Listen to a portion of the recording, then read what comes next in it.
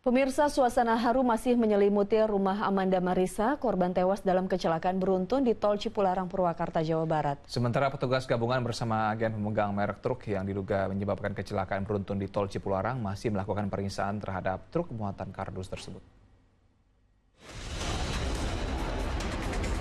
Petugas gabungan dari polisi, tim penguji dinas perhubungan Kabupaten Purwakarta, dan agen pemegang merek atau APM Truk masih terus melakukan pemeriksaan bangkai truk muatan kardus yang diduga sebagai pemicu kecelakaan beruntun di Tol Cipularang pada 11 November lalu. Pemeriksaan dilakukan di Polderek Gerbang Tol Jatiluhur Purwakarta Selasa malam. Petugas agen pemegang merek truk muatan kardus tersebut melakukan pemeriksaan fisik secara menyeluruh terhadap kondisi truk, termasuk pada fungsi pengereman.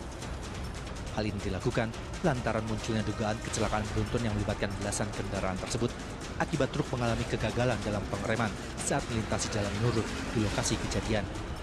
Hasil pemeriksaan truk akan disatukan dengan hasil olah TKP dan keterangan sejumlah saksi guna memastikan penyebab kecelakaan.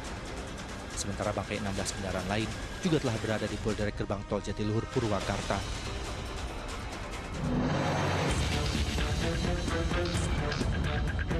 Selasa pagi, polisi dari Ditlantas Polda Jabar menggelar olah TKP di kilometer 92 Tol Cipularang. Selama olah TKP, kendaraan dari arah Bandung menuju Jakarta dialihkan keluar tol di kilometer 116 Cikamuning. Petugas menggunakan alat 3 dimensi untuk merekam peristiwa sebelum dan sesudah kecelakaan terjadi. Pengukuran dilakukan di titik utama awal dan akhir kecelakaan, yakni sepanjang 400 meter dari kilometer 92 600 hingga kilometer 92 200. Hasil dari olah TKP nantinya akan dilengkapi dengan keterangan sejumlah saksi, termasuk pengemudi truk.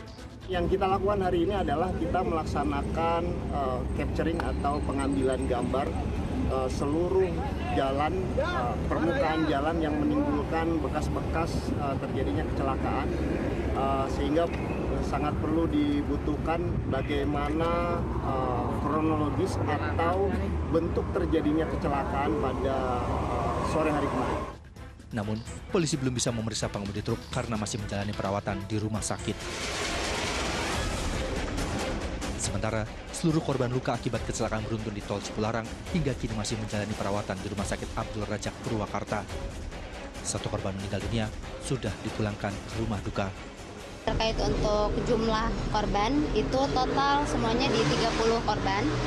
Kemudian 1 diantaranya yang meninggal, kemudian 29 diantaranya yang luka-luka. Untuk 7 itu untuk korban dengan luka berat dan selebihnya untuk luka ringan.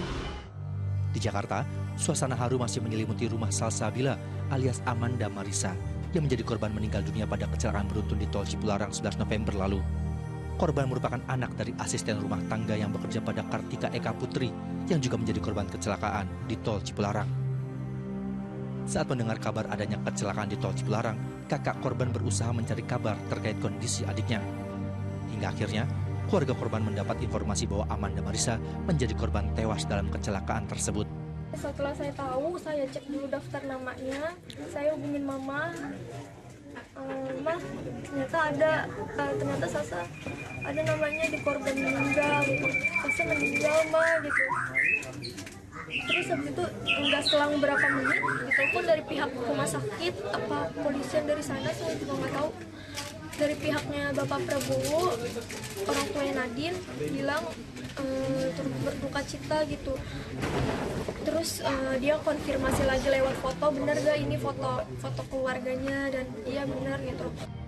Selasa pagi, jasad korban tiba di rumah duka dan langsung dimakamkan. Sebelumnya, kecelakaan beruntun yang melibatkan belasan kendaraan terjadi di Tol Cipularang, Purwakarta, Jawa Barat 11 November lalu. Akibat kecelakaan ini, 1 orang tewas, sementara 29 orang lainnya terluka. Tim Liputan melaporkan.